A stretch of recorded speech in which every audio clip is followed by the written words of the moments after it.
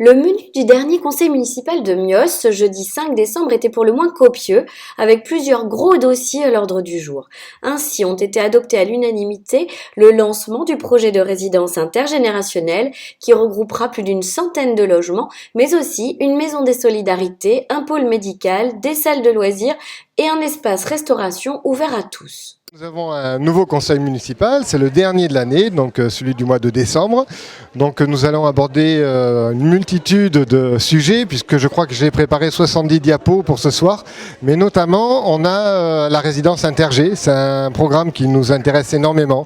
C'est un vrai projet solidaire, donc pour les personnes âgées, mais pas que, mais également pour des jeunes qui voudraient commencer dans la vie. C'est des gens qui n'ont pas forcément de voiture, c'est des gens qui ont besoin de la proximité du centre-ville, pour le parc Birabeil, pour la culture, la médiathèque, des festivités, du marché, etc. Donc c'est des petits logements type T1, T2 qui puissent se loger. Ce sont des personnes qui se retrouvent seules.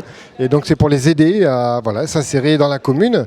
Et on a de nombreuses demandes. On a assez de demandes aujourd'hui pour quasiment la remplir si elle était construite. Donc c'est une vraie attente des Miocés. On a fait un appel à candidature. On a bien défini le cahier des charges. Je crois qu'on a eu 11 réponses. Sur les 11, on a sélectionné 5. 4 ont trouvé une rentabilité plus ou moins économique pour pouvoir faire la réponse. Et sur les 4, on a proposé, il y en avait 2 qui nous intéressaient. SEGE, donc M. Séguier là, qui trouvait un projet qui nous semblait intéressant d'un point de vue économique, architectural, insertion, etc. Et un projet qui nous semblait vraiment super d'un point de vue solidarité sociale, c'est Gironde Habitat. Donc, on leur a proposé de s'associer pour pouvoir faire une offre commune. C'est un projet qui démarre en réalité maintenant, c'est-à-dire dans le sens où il va falloir réfléchir à comment aménager certaines choses, comment faire fonctionner la mixité qu'on veut mettre en place dans ce secteur-là.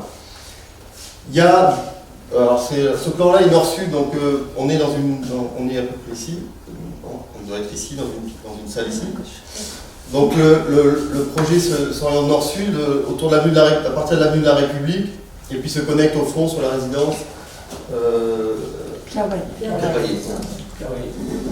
Donc l'objectif, c'est de travailler sur ce jardin, mais très rapidement. C'est de travailler sur une grande porosité à travers les jardins entre le nord et le sud. Le grand jardin nord-sud qui se développe, qui part du bouquet d'arbres que vous connaissez actuellement, c'est l'objectif de créer un jardin animé, un jardin dans la ville, public, ouvert, qui soit aussi ouvert sur ses activités à rez-de-chaussée. Donc de faire vivre ce rez-de-chaussée en profondeur, à la fois sur la ville de la République et puis en profondeur dans le terrain et dans le projet en général. Les poches de stationnement que vous voyez là sont dédiées à la résidence intergénérationnelle. Et puis ensuite on a une série de logements libres par petits blocs, petits plots de 8 logements. Donc voilà un peu plus zoomé le plan de rez-de-chaussée avec les fonctionnements que j'évoquais tout à l'heure, la question des espaces de restauration. Donc tout ça c'est un travail qu'il faut qu'on mette en place avec les équipes municipales pour pouvoir justement définir plus précisément les bureaux, les salles de réunion, ce qui s'ouvre au public, ce qui n'est pas ouvert au public. Je sais qu'il y a les liens du cœur, la boutique où il y a de la nourriture et des distributions, il y a côté restauration, il y a des salles de création, il y a des salles d'animation, il y a toute une série de petits équipements qui fonctionnent ensemble. La première tranche, 42 logements privés, 24 logements résidence intergénérationnelle, et la deuxième tranche, c'est 58 logements intergénérationnels, le sol d'équipement et les 8 logements privés. Gironde Habitat en fait, va acheter les 82 logements et animer cette résidence. Donc Gironde Habitat, vu du département, environ 17 000 logements en gestion. J'aimerais juste revenir sur les enjeux sociaux et urbains. Donc, on sait que Mios, c'est une énorme croissance démographique qui fait face aussi au vieillissement de sa population. Aujourd'hui, 63% des personnes vivant seules ont plus de 65 ans et 42% ont plus de 80 ans.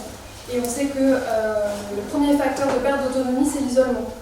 Donc ça, c'est une notion assez importante à avoir en tête. Et aussi par rapport aux typologies, on trouve très peu de petites typologies T1, T2 sur la ville de Mios. Il n'y en a pas. Il n'y en a pas. 5% sur l'INSEE. Alors que nous, sur les demandes, en tout cas un logement locatif social, c'est plus de 38% des demandes.